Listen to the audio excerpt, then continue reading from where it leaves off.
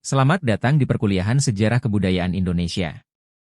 Pada kesempatan ini, kita akan menjelajahi perjalanan panjang dan beragamnya kebudayaan yang ada di tanah air kita, Indonesia. Sebagai negara dengan ribuan pulau dan beragam suku, agama, serta tradisi, Indonesia menawarkan mosaik kebudayaan yang sangat kaya. Namun, di balik keindahan keragaman ini, terdapat polemik-polemik yang menarik untuk kita kaji. Bagaimana cara kita memahami identitas kebudayaan yang terus berubah seiring dengan dinamika sosial dan politik? Apa saja konflik yang muncul akibat perbedaan nilai dan tradisi di antara masyarakat kita? Dan bagaimana perdebatan tentang kebudayaan dapat mencerminkan tantangan yang dihadapi oleh bangsa ini dalam era globalisasi? Bersama saya, Tovan Adinata, dalam perkuliahan ini, kita akan menganalisis berbagai perspektif tentang kebudayaan, mulai dari warisan budaya lokal hingga pengaruh budaya luar. Kita akan menggali isu-isu kontemporer yang relevan dan mendiskusikan bagaimana kebudayaan dapat menjadi alat untuk membangun solidaritas dan pengertian di antara kita. Saya berharap perkuliahan ini dapat memberikan wawasan yang mendalam dan memicu diskusi yang konstruktif. Mari kita mulai perjalanan ini dengan pikiran terbuka dan semangat eksplorasi. Oke, kita mulai. Pada akhir tahun 1935, berlangsung polemik kebudayaan yang terkenal dalam sejarah Indonesia. Polemik ini berawal dari penerbitan Balai Pustaka, yang menerbitkan kembali kumpulan artikel dari polemik tersebut pada abad ke-21. Kumpulan ini disebut sebagai salah satu pergulatan pemikiran terbesar dalam sejarah kebangsaan Indonesia. Polemik tersebut diikuti oleh tokoh-tokoh pemikir dan budayawan terkemuka pada masanya, seperti Sultan Takdir Alis Jahbana, Sanusi Pane, Dr. Sutomo, Profesor Poerwo Caroko, Adi Negoro, Cindar Bumi, Dr. Amir, Ki Hajar Dewantara, dan Armin Pane. Meski tidak semua tulisan mereka masuk dalam satu buku, sastrawan Achdiatka Miharja menyunting sebagian besar dari polemik tersebut. Penelitian juga menunjukkan bahwa sejumlah tokoh lain, seperti Dr. Cipto Mangunkusumo, Sutan Syahrir, Hairil Anwar, Bung Karno, Bung Hatta, dan Tan Malaka turut berpengaruh dalam perdebatan ini. Bahkan, karya besar Tan Malaka, Materialisme Dialektika Logika, Madilog, yang terbit pada tahun 1943, memperlihatkan pandangannya tentang ideologi dengan perspektifnya sendiri terkait polemik ini. Begitu pula dengan Sutan Syahrir, yang mengutarakan pandangannya dalam buku Renungan Indonesia, pertama kali terbit di Belanda pada tahun 1946 dan kemudian diterjemahkan ke bahasa Indonesia pada tahun 1951. Pada tahun 1985, untuk memperingati 50 tahun polemik kebudayaan, perdebatan ini kembali muncul dengan tokoh-tokoh seperti Umar Khayyam, Y.B. Mangunwijaya, Abdurrahman Wahid, Gus Dur, Gunawan Muhammad, Arif Budiman, Subagio Sastrowardoyo, Ai Prosidi, dan Sutarji Calzoum Bachri. Polemik kebudayaan awalnya dipicu oleh tulisan Sultan Takdir Alis Jahbana, yang menuju masyarakat dan kebudayaan baru Indonesia, yang langsung memancing kritik dari beberapa budayawan, terutama Sanusi Pane dan Poerwo Caroko. Dalam pandangan Sultan Takdir Alis Jahbana, masyarakat Indonesia baru yang terbentuk haruslah berkarakter dinamis, rasional, dan berpandangan ilmiah. Ia mengkritik pandangan anti-intelektualisme, anti-materialisme, dan anti-egoisme yang menurutnya menghambat kemajuan bangsa. Sultan Takdir Alis Jahbana berpendapat bahwa bangsa ini perlu mengembangkan ego, intelektualitas, dan pandangan materialisme yang ilmiah demi meningkatkan kualitas hidup. Menurut Sultan Takdir Alis Jahbana, budaya Barat adalah contoh konkret yang dapat dijadikan acuan, terutama dalam aspek intelektual dan rasionalitasnya. Ia mengkritik keras segala bentuk ketakutan terhadap modernitas dan saintisme, yang dianggapnya membelenggu bangsa dalam pola pikir yang irasional dan terbelakang. Polemik ini, yang berawal dari perdebatan intelektual, sayangnya tidak menghasilkan solusi konkret yang bisa diimplementasikan dalam budaya bangsa. Hingga kini, banyak masalah yang dulu diperdebatkan masih terus menjadi tantangan bangsa ini. Seiring dengan waktu, polemik kebudayaan ini terus relevan sebagai bahan refleksi bagi bangsa Indonesia. Penyair W.S. Rendra pernah menggambarkan kondisi bangsa ini sebagai berada di dalam comberan peradaban, terperangkap dalam utang dan pengaruh negara lain. Selama lebih dari 80 tahun, perdebatan tentang kebudayaan ini belum berhasil membawa perubahan besar bagi bangsa, dikarenakan banyak pemikiran yang masih terjebak dalam narasi ideologis yang kaku.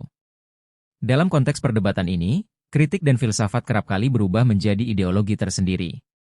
Untuk mengatasinya, penting bagi kita untuk mulai memahami persoalan kebudayaan dengan cara yang lebih terbuka dan reflektif.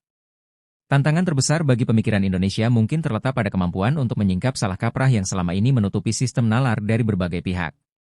Profesor Purbojarwoko mengungkapkan bahwa ada satu lagi buku yang sangat berpengaruh di masa itu, yang berhasil menggugah banyak intelektual, yaitu karya Johan Huizinga, Musim Gugur Zaman Pertengahan, yang terbit pada tahun 1919. Buku ini mengkritik budaya dan pendidikan yang terlalu formalistis, yang menurutnya justru mempersempit wawasan dan memiskinkan kualitas kemanusiaan. Pada zamannya, para intelektual seperti Bung Hatta dan Sultan Syahrir membaca buku tersebut dengan antusias. Meskipun Hatta mengagumi perkembangan ilmu pengetahuan modern dari Barat, di mana ia sendiri menimba ilmu di Belanda, ia tetap menganjurkan sikap selektif terhadap budaya Barat. Hatta berpendapat bahwa budaya Barat tidak seharusnya diadopsi secara mentah-mentah. Kita harus secara sadar mengambil apa yang perlu, bukan menelan bulat-bulat pemikiran dan budaya Barat, demikian pandangannya yang terkenal.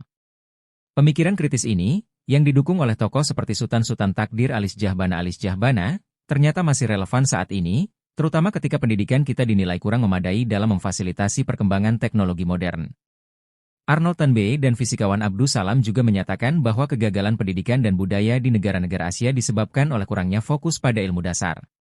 Di sisi lain, Sultan Takdir Alis Jahbana sendiri sempat dikritik karena dianggap terbelenggu dalam ideologi modernisme, khususnya ketika ia mengulas karya-karya pemikir Barat seperti Comte, Feuerbach, dan Hume.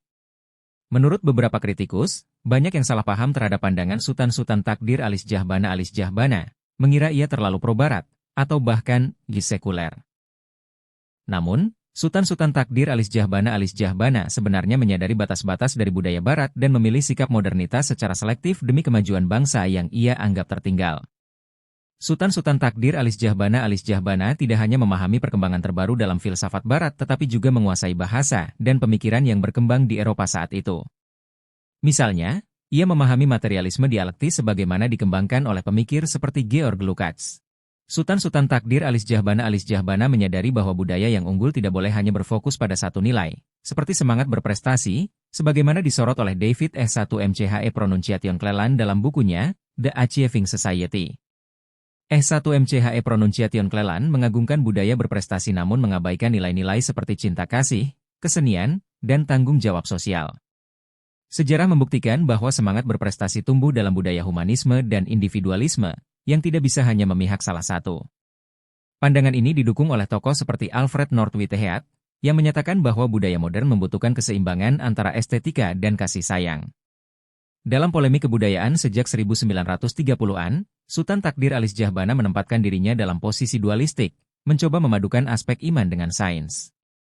Banyak filsuf, psikolog, dan pendidik mencoba menerapkan dualisme ini, misalnya melalui konsep imtak dan iptek, iman dan takwa bersama ilmu pengetahuan dan teknologi, atau teori multiple intelligences oleh Howard Gardner.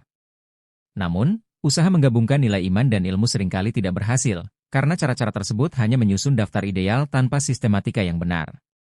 Yang benar, menurut beberapa pemikir, adalah mengembangkan kebudayaan dengan landasan cinta kasih yang kuat, yang akan membangun dua hal penting, kebajikan moral dan daya kreatif yang konstruktif. Dengan dasar ini, manusia akan memiliki kreativitas yang diarahkan pada kesejahteraan bersama. Inilah yang dianggap sebagai manusia seutuhnya, teguh dalam iman, tinggi dalam sains, serta memiliki tanggung jawab sosial untuk kesejahteraan umat. Terima kasih kepada semua peserta perkuliahan atas kehadiran dan partisipasi aktif dalam diskusi kita hari ini. Kita telah menjelajahi berbagai aspek kebudayaan Indonesia, dari akar sejarah hingga tantangan yang kita hadapi dalam konteks modern. Diskusi kita tentang polemik kebudayaan menunjukkan betapa kompleks dan dinamisnya identitas kebudayaan kita. Kita belajar bahwa meskipun ada perbedaan dan konflik, keberagaman adalah kekuatan yang seharusnya kita pelihara. Sebagaimana dikatakan oleh pendiri bangsa kita harus bersatu, tetapi kita juga harus menghargai perbedaan. Dalam konteks kebudayaan, pernyataan ini mengingatkan kita bahwa perbedaan bukanlah penghalang, tetapi jembatan menuju pemahaman yang lebih baik. Saya, Tovan Adinata, berharap perkuliahan ini tidak hanya memberikan pengetahuan, tetapi juga membangkitkan semangat untuk terus menggali dan menghargai kebudayaan kita. Mari kita terus berkontribusi dalam menjaga dan mengembangkan warisan budaya yang kaya ini, sehingga generasi mendatang dapat mewarisi kekayaan yang telah kita pelihara bersama. Sekali lagi, terima kasih atas partisipasi Anda semua. Sampai jumpa di pertemuan selanjutnya.